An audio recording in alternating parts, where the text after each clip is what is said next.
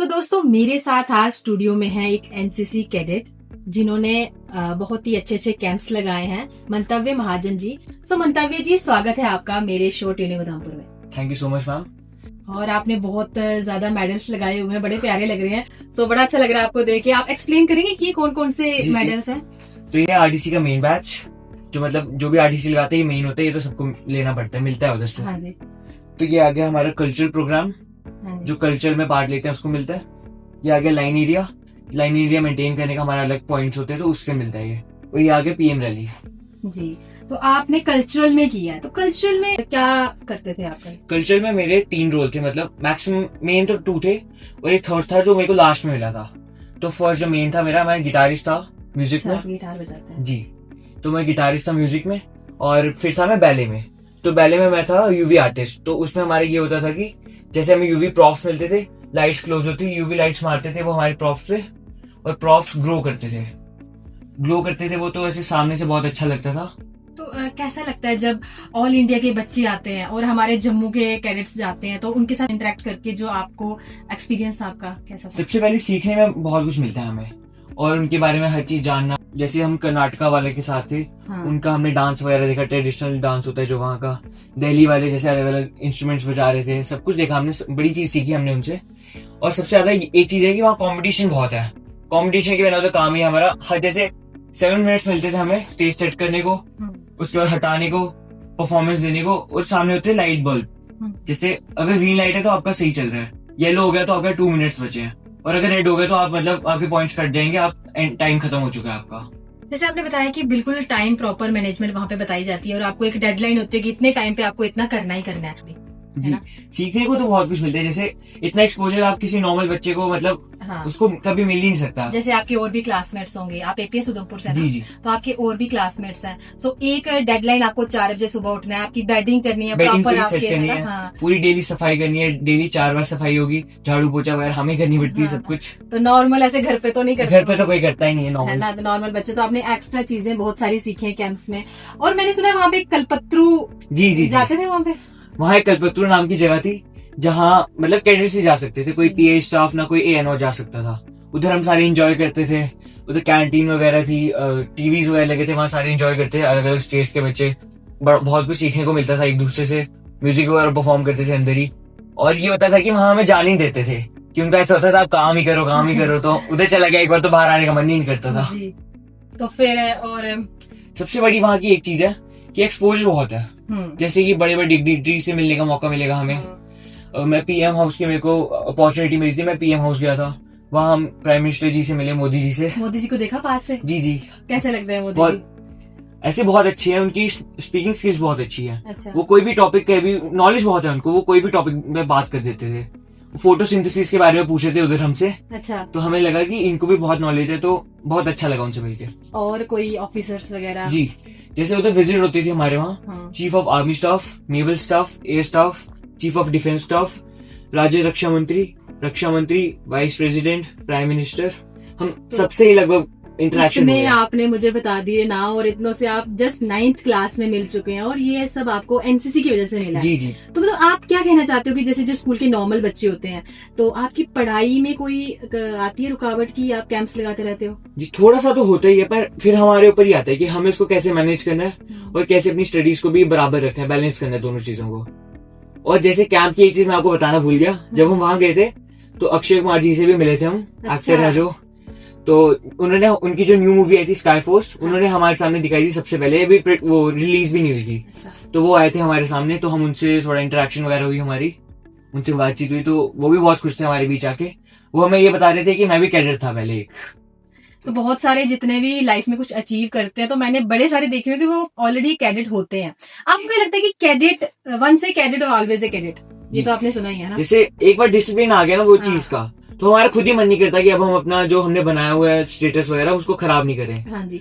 जैसे आपने देखे कि आप 9th क्लास में हो, तो आपके और भी क्लासमेट्स 9th क्लास में पढ़ते होंगे। जी। आप में और उनमें क्या डिफरेंस लगता है आपको, कैडेट्स में और एक नॉर्मल स्टूडेंट? सबसे मेन चीज तो आती है चलने का तरीका। हाँ जी। बाकी सारे नॉर्मली चलते रहते हैं, मुझे आदत सी हो गई कि मैं ऐसे ड्रिल करते हुए चलता रहता हूँ। हाँ जी।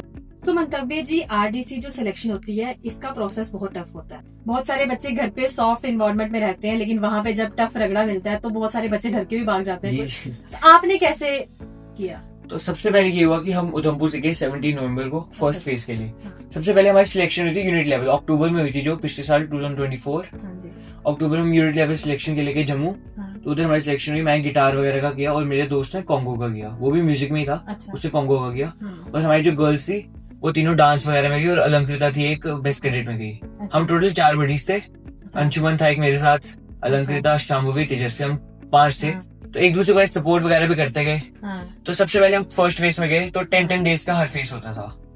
तो जैसे एक फेज स्टार्ट हुआ तो फर्स्ट फेज में उन्होंने मैक्सिमम बच्चों को निकालना स्टार्ट कर दिया। अच्छा। कि उनका ऐसा होता था कि 127 बच्चे ही जाएंगे, उससे एक बच्चा ज्यादा भी नहीं जा सकता था। तो उसमें हर चीज के, जैसे जेडी की 9 वैकेंसी थी जिसमें से हम 2 एक थे, और गर्ल्स में थी 7 वैकेंसी जिसमें 3 हमारे स्कूल की थी। तो वो बहुत टफ चीज थी और हर फेज में बच्चे निकलते जा रहे थे।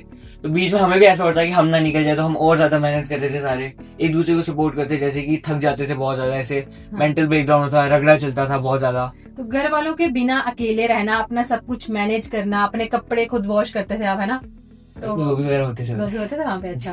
तो मतलब फिर भी बहुत सारी चीजें ऐसी होती हैं जो घर पे शायद मम्मी मेंटेन कर देती है, तो वहाँ पे आपको खुद अकेले मेंटेन करनी पड़ती थी। तो कभी कभी ना थोड़ा डाउनफॉल भी आता है, जब डर लगता होगा, तो कैसे संभाला खुद को? सेकंड फेज चल रहा था हमारा। हमारे जो सीओ सर थे जो कल्चरल को देख रहे, उन्होंने मेरे को बोला कि तुमसे नहीं होगा। अच्छा। उस दिन मैं बहुत डर गया, तो अगले दिन मैंने और ज्यादा प्रैक्टिस की, मैं पूरी रात प्रैक्टिस करता गया। अच्छा। तो अगले दिन मैंने उनको वापस पूरा करके दिखाया, तो वो बोलते चलो अच्छी बात है, हो गया। ये जोश जो हम एनसीसी के बच्चों में देखते हैं ना, यही जोश होता है जब बोलते भी है ना फॉल इन में कि हाउस द जोश। जी हाय जी। सर। फॉल इन जो होता था वो सबसे मेन चीज होती थी। हाँ। दिल्ली में भी होता था, इधर भी होता था। अच्छा। वो बोलते हाउस द जोश, फिर सारे चिल्लाते हैं जोर हाय से। सर। वो बोलते थे आवाज नहीं है, फिर से चिल्लाओ। ये होता रहता था। ऐसा भी हुआ होगा जब पुशअप्स के टाइम पे एक मम्मी के नाम, जी, पापा जी। के नाम, धरती माँ के नाम, सब कुछ होता था ऐसा। अच्छा। कि मोटिवेशन देते एक दूसरे को, चलो बोलते थे और मारो, हाँ ना? अगर तुम लड़के हो तो और मारो। राजपथ होता है, जी जी मैंने सुना 9 किलोमीटर का होता है। जी। नहीं 14 14 किलोमीटर। ऐसे होता है, 21 का है, अच्छा। पर जो एनसीसी वालों का होता है वो 14 का मार्च होता है। 14 का मार्च होता जी। है। तो वहाँ पर आप ऐसे नॉर्मल भी नहीं चल सकते, चलना भी आपको। नहीं, राजपथ में हमारा नहीं होता, राजपथ अच्छा। में होता है केपी वाली। केपी जो होती है कर्तव्य पथ वाली टीम, वो अलग होती है, वो जम्मू से सिलेक्ट होकर जाती है वहाँ। हाँ जी, हाँ जी। उसके बाद वहाँ दिल्ली में जाके उनका वापस सिलेक्शन होता है। हाँ, दिल्ली में फिर से होता है, फिर से। तो कितना कंपटीशन लगा आपको? कंपटीशन का तो ऐसे कोई लिमिट ही नहीं है उधर, बियॉन्ड द वो है। तो उधर हमें और भी चीजें मिली, जैसे कि वाईपी कैडेट्स थे उधर, फॉरेन के जो आए थे, नेपाल के थे,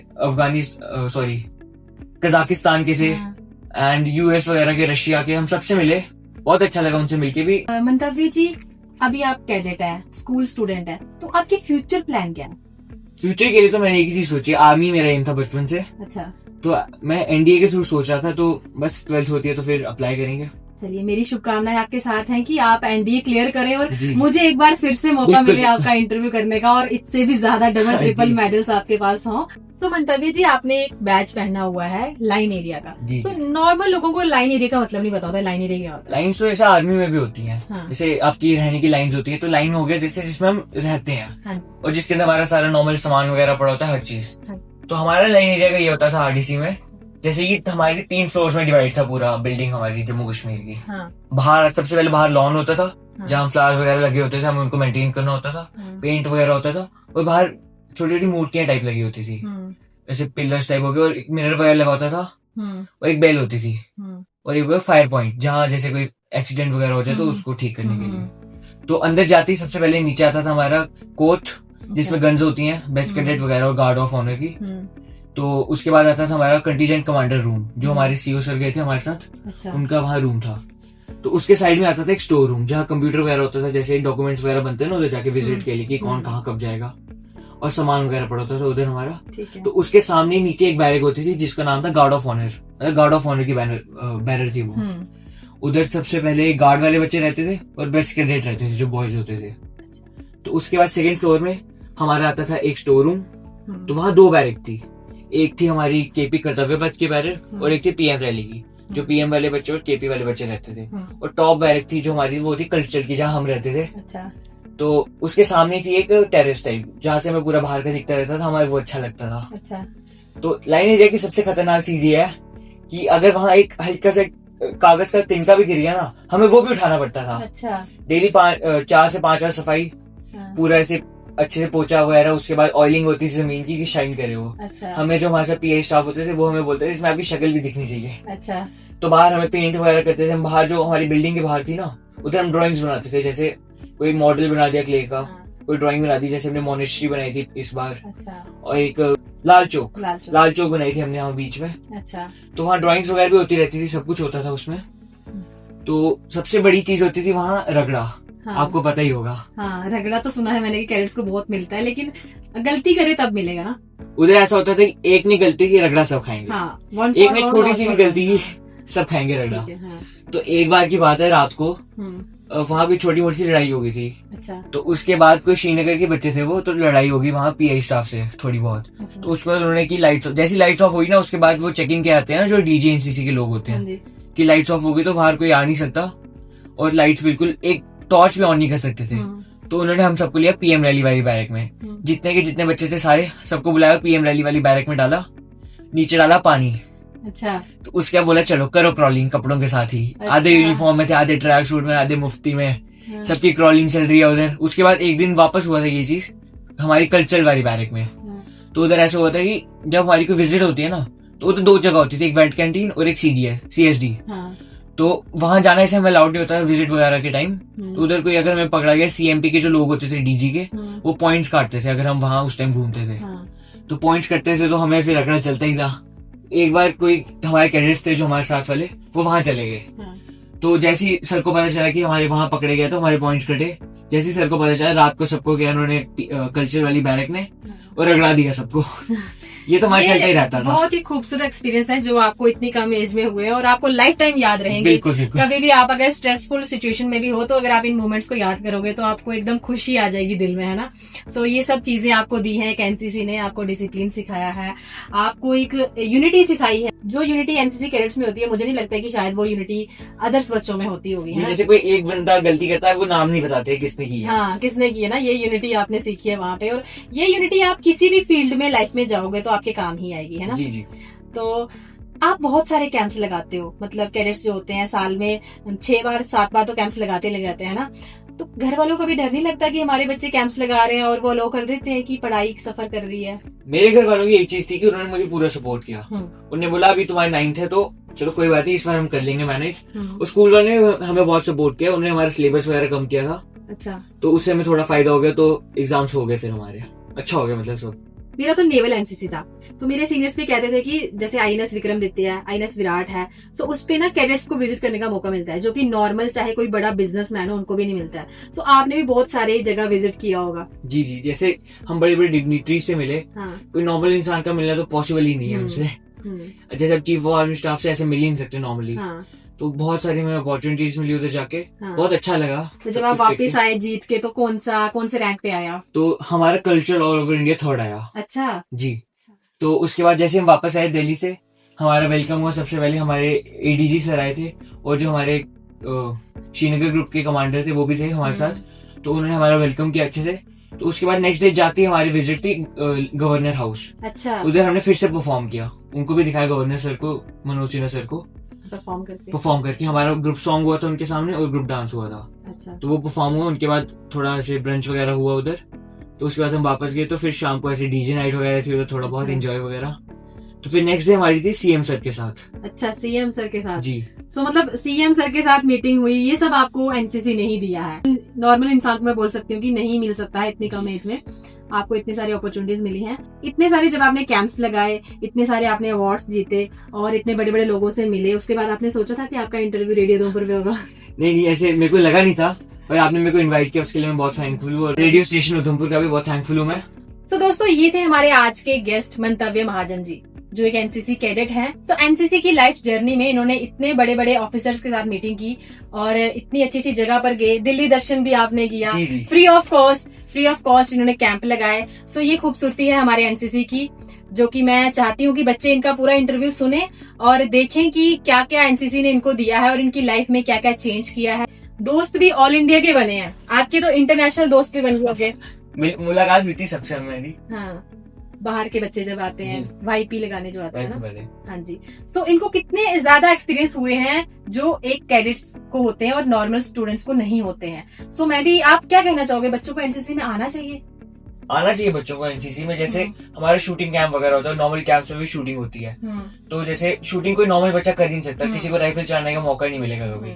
तो एक वो चीज होगी, और सबसे बड़ी चीज की आपके अंदर एक डिसिप्लिन डालती है एनसीसी। जैसे किसी को ड्रिल, किसी नॉर्मल बच्चे को आप बोलोगे ड्रिल करके दिखाओ, वो ड्रिल कैसे करेगा, उसको पता ही नहीं है उसके बारे में कुछ भी।